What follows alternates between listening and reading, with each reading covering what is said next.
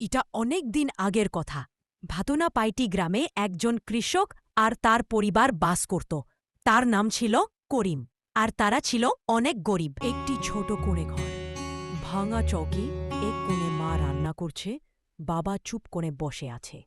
Rahul school bag ঘাড়ে ঝুলিয়ে ঢোকে। মা, মা, আমি আজ স্কুলে প্রথম হলাম। সত্যি রে? আল্লাহর কৃপা, তুই তো আমাগরে মুখ উজ্জ্বল করলি। আমার ছেলেটা পড়াশোনায় ভাল করছে, কিন্তু আমি তোকে একটা ভালো বই কেনার টাকাও দিতে পারলাম না।